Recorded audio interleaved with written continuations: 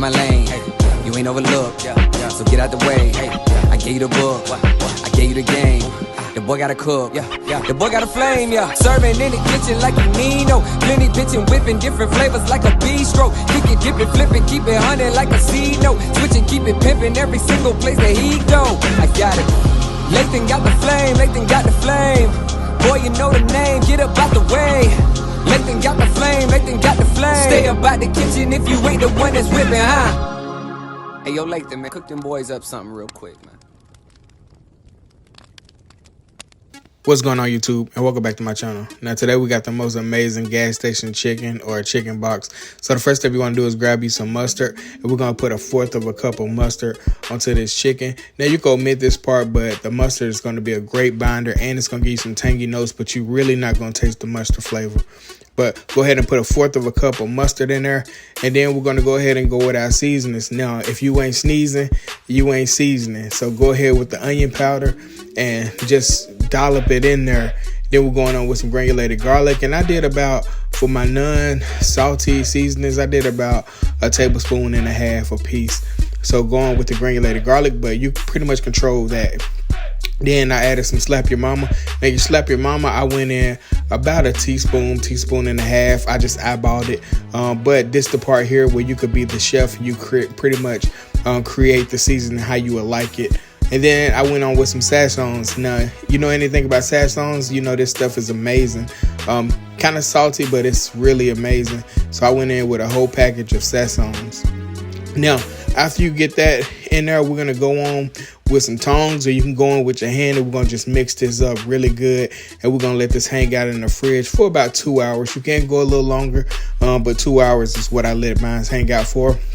And once you get it situated, go ahead and pop a top on there and then pop it in the fridge. And then we're going to start working on our potatoes, because our potatoes actually have to hang out in the freezer for a little bit longer, but I'll let you know when we get to that part. But my potatoes, I used russet potatoes. They wasn't that big, so I just quartered them. But if you have really big russet potatoes, you can go ahead and cut them by 6s or by 8s. But if they're small like mine, you can go ahead and just quarter them. And this is for our potato logs, or if they call it up north, western fries. But down here in the South, in Chattanooga, we call these potato logs. So go ahead and cut your logs in quarters, and once you get those situated, we're going to go ahead and begin to cook them. And so we're going to cook these guys twice.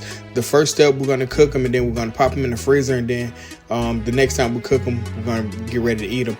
But I have all of them quartered, and I had about 6 russet potatoes, but I didn't cook all of them. I think I cooked like 6 of them for this meal, but you can let these hang out in the freezer after you get them situated for a while. All right, so before we get those potatoes working, we're going to go ahead and get our dredges ready.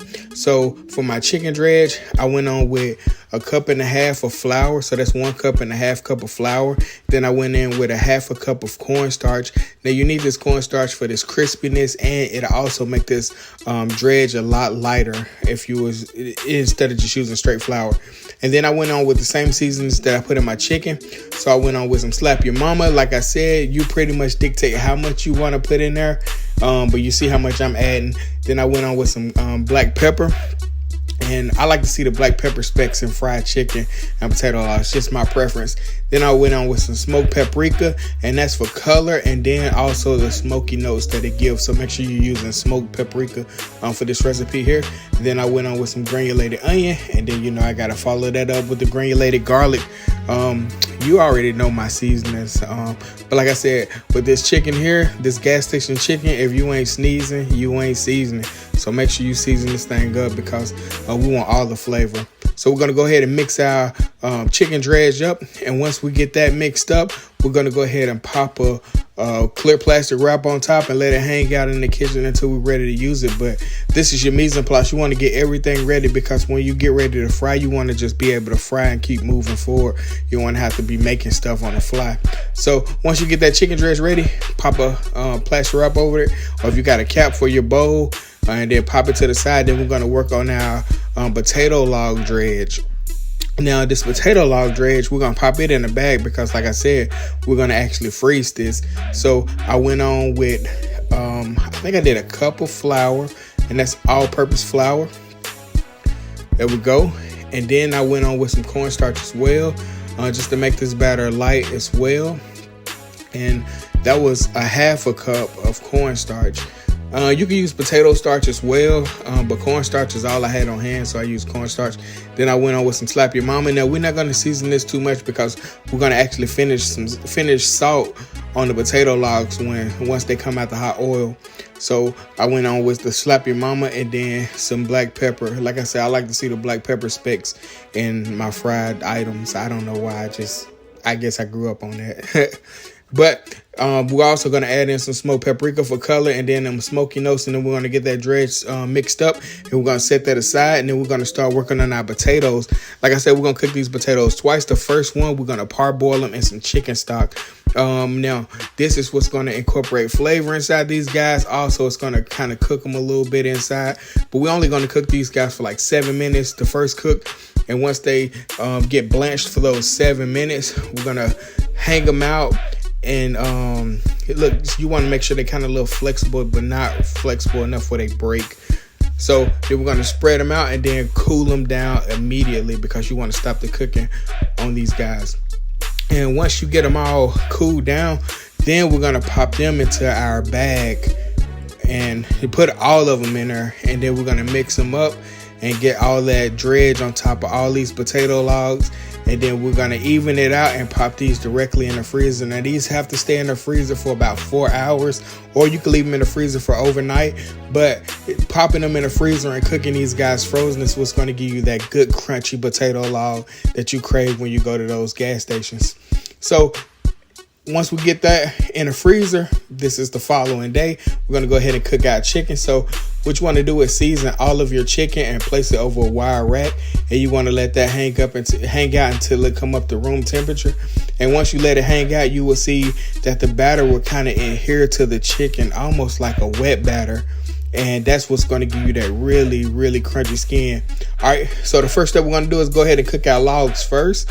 And don't overcrowd your pan. Make sure that oil is at 350. And we're going to cook maybe about 6 logs at a time.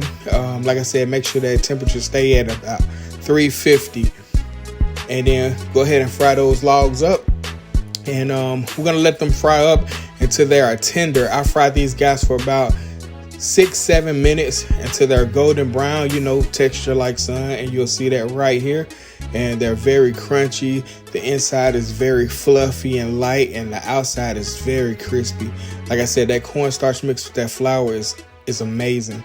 So make sure you mix that. And like I said, if you don't have cornstarch, you got some potato starch, use some potato starch. But either way, you're going to get that crunchiness from that starch.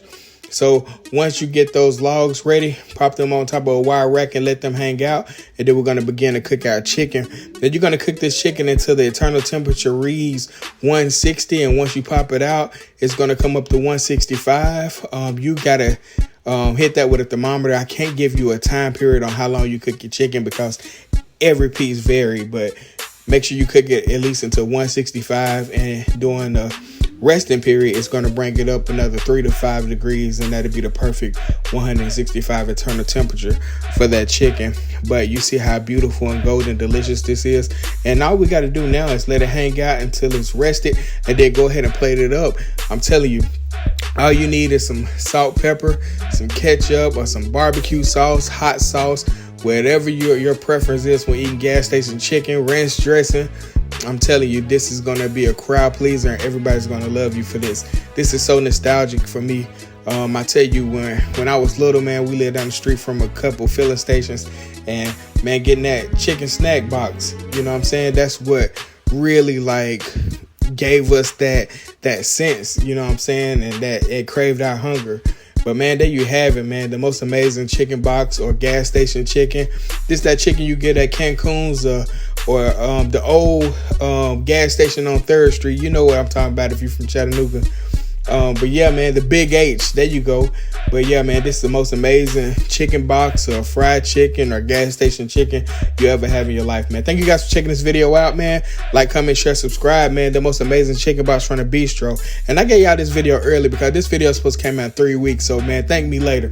But yeah, thank you guys for always checking out my channel. Like, comment, share, subscribe, man. The most amazing chicken box from the Bistro. I'm out.